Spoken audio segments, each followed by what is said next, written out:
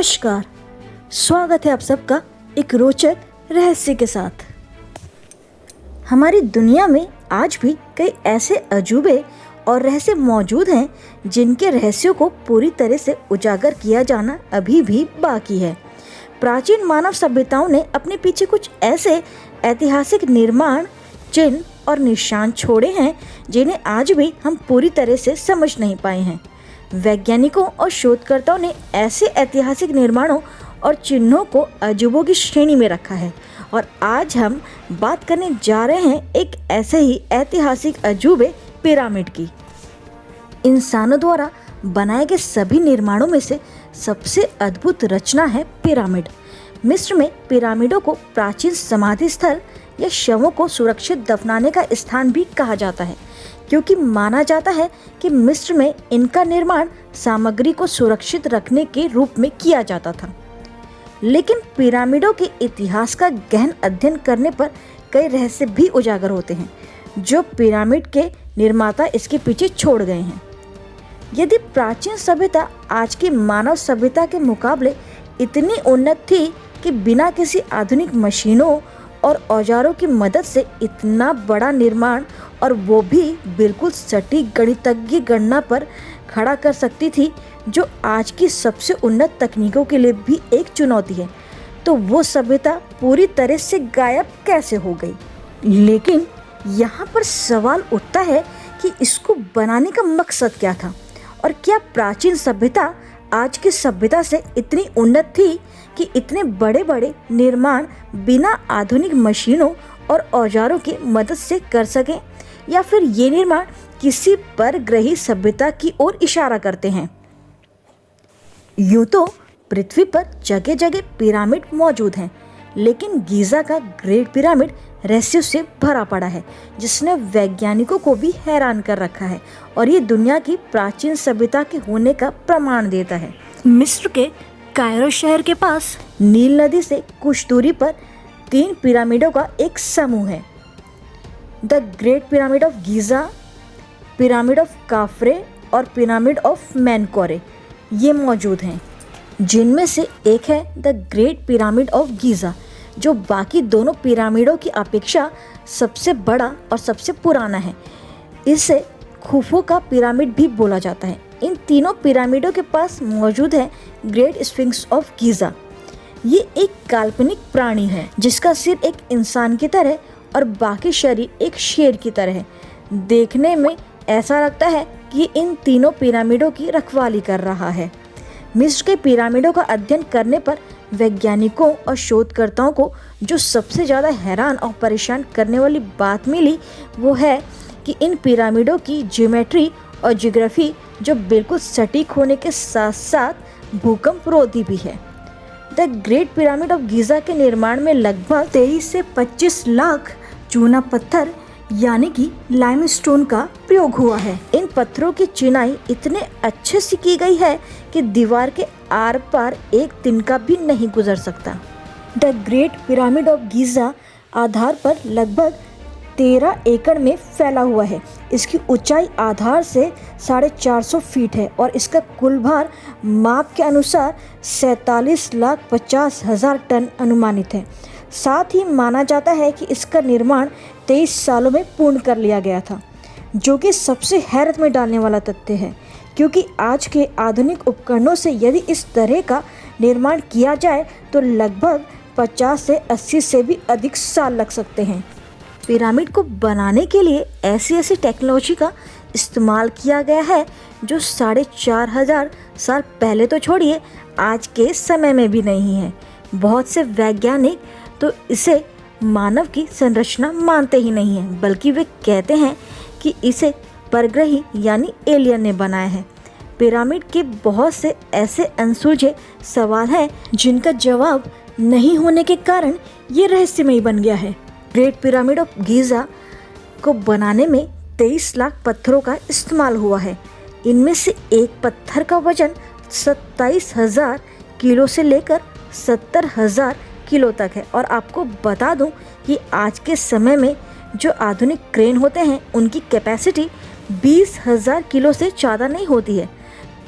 तो आप अंदाज़ा लगा सकते हैं कि इतने भारी भरकम पत्थर को इजिप्ट के लोगों ने कैसे एक जगह से दूसरी जगह लेकर आए होंगे और इतनी बड़ी इमारत को कितने परफेक्ट तरीके से बनाया होगा, जबकि ना तो उनके पास उस समय पहिया था और ना ही कोई आधुनिक टेक्नोलॉजी थी।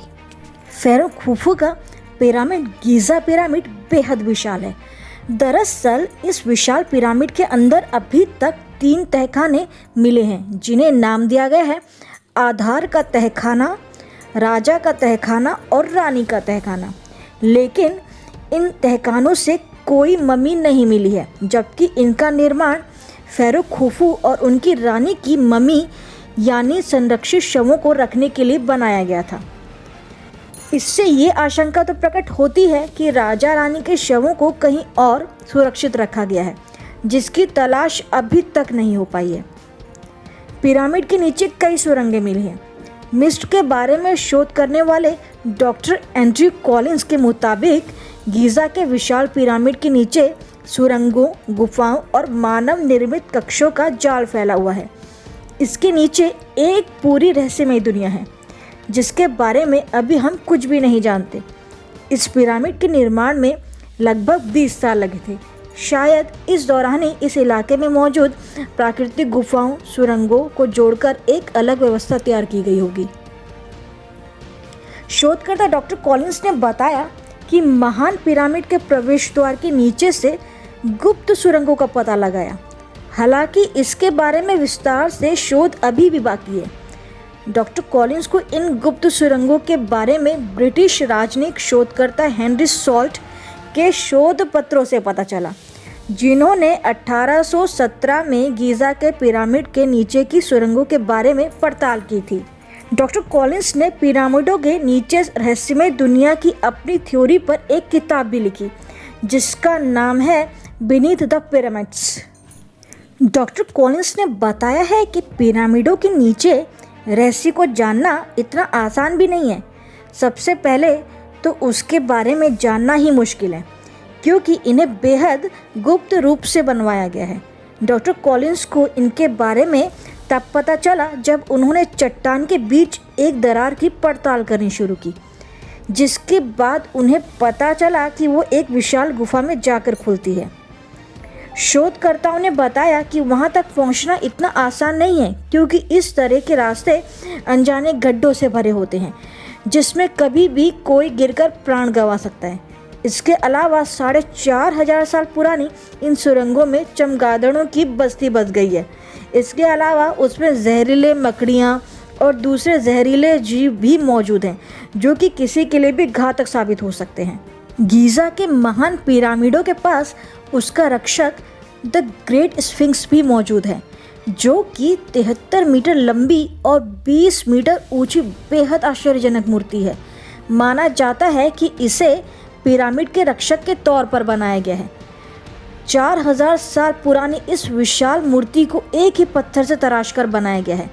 स्फिंक्स दुनिया की सबसे विशाल एकल पत्थर मूर्तियों में से एक है। इस मूर्ति का चेहरा स्त्री के जैसा है, जबकि बाकी का पूरा शरीर शेर का बनाया गया है। स्फिंक्स मिस्र के प्राचीन शासकों यानी महान फ़ारो के मकबरे के रक्षक के तौर पर जाना जाता है, लेकिन इसकी मूर्ति भी अपने मालिक फ़ारो के पिरामिड से कम आश्चर्यजनक नहीं है। गीज़ा के स्फिंक्स के पूंछ के नीचे एक गहरा छेद है, जो माना जाता है कि एक विशाल चैम्बर से जुड़ा हुआ है। शोधकर्ताओं का मानना है कि स्फिंक्स के प्रतिमा के पास एक और छोटा चैम्बर है, जो कि विशाल चैम्बर से जाकर जुड़ता है। स्फिंक्स का निर्माण पिरामिड से दूर किया गया है।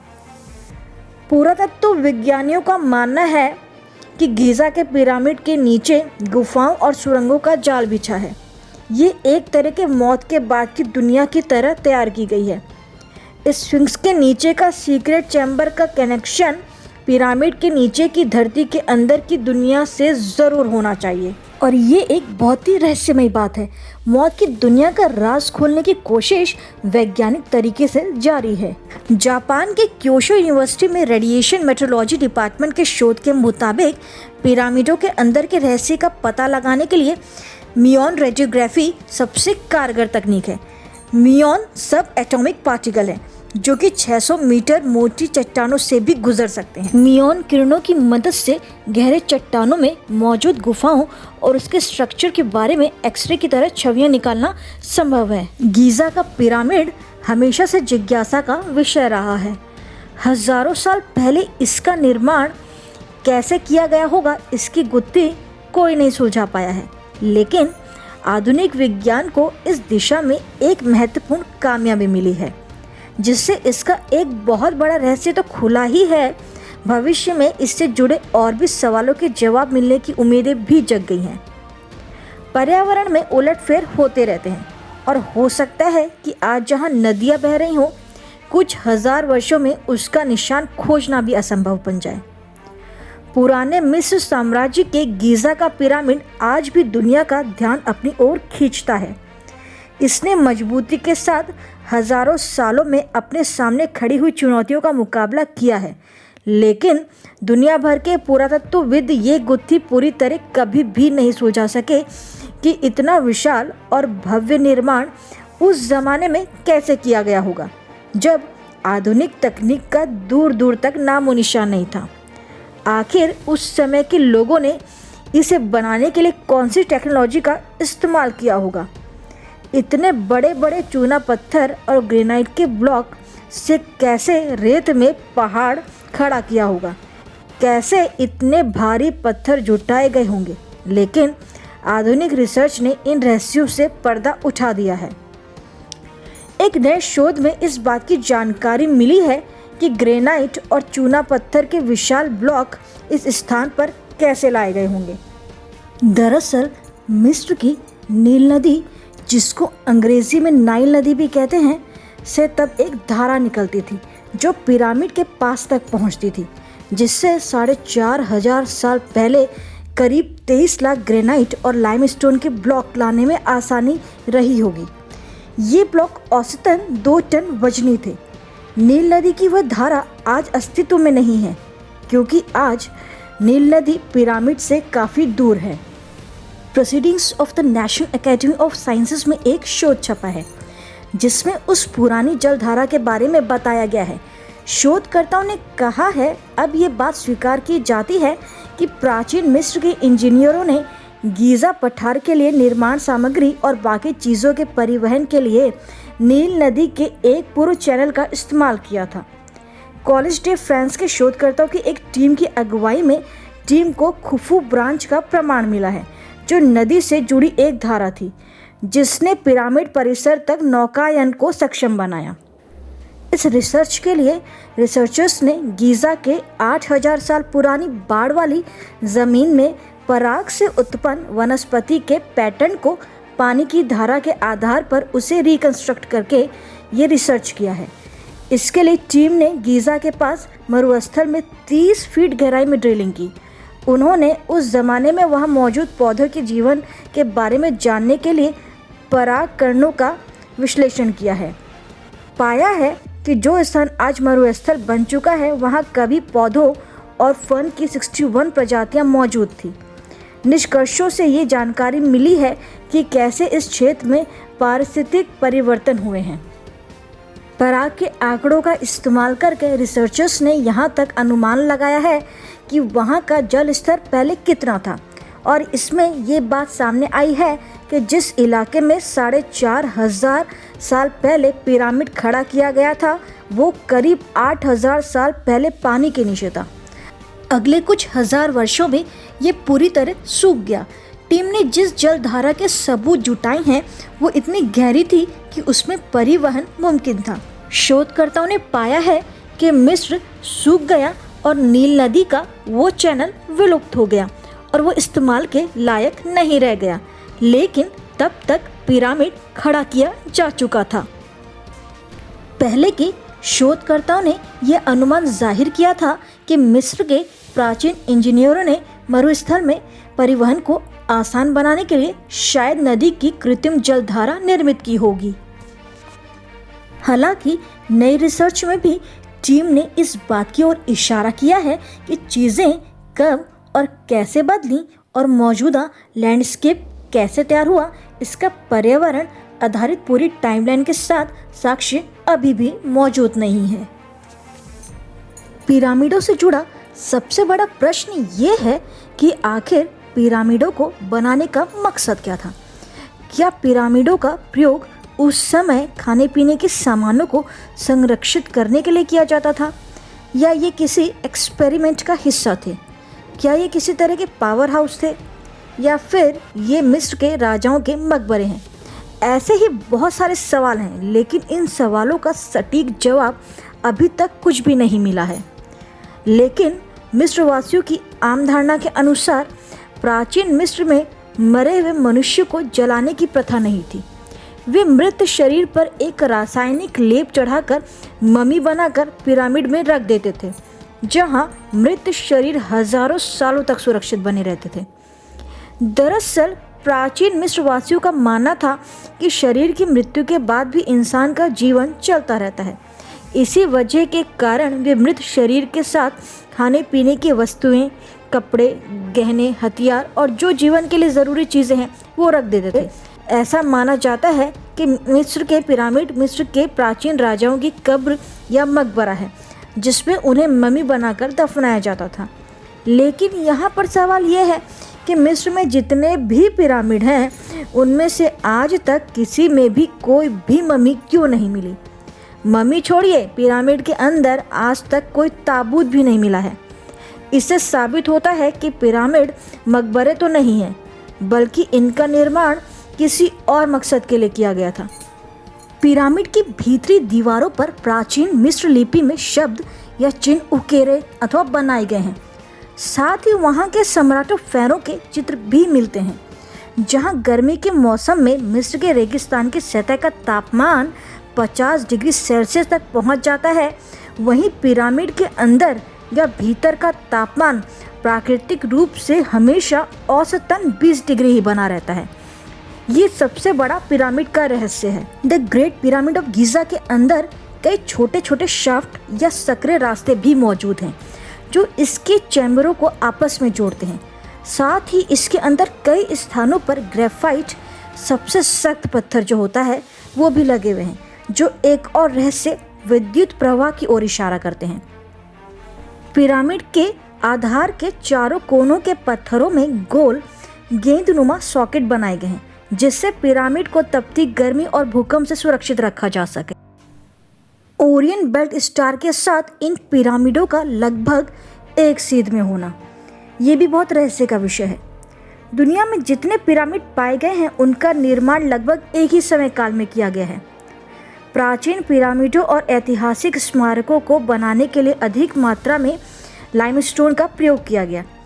इससे ये बात साफ हो जाती है कि चूना पत्थर की लाइफ आधुनिक सीमेंट से ज़्यादा है, क्योंकि सीमेंट और कंक्रीट से बने निर्माण की लाइफ अधिकतर 20 से 100 सालों तक पाई गई है। इसके बाद इसमें विकृतियाँ स्वतः ही दिखाई देने लगती हैं। असल में पिरामिडों के बनाए जाने के मकसद पर सवाल तो कई हैं, लेकिन जवाब कोई नहीं है। आपको हमारा ये वीडियो कैसा लगा, ये हमको कमेंट सेक्शन में कमेंट करके ज़रूर बताएं। वीडियो पसंद आया हो तो वीडियो को लाइक एंड चैनल को सब्सक्राइब करना ना भूलें। धन्यवाद।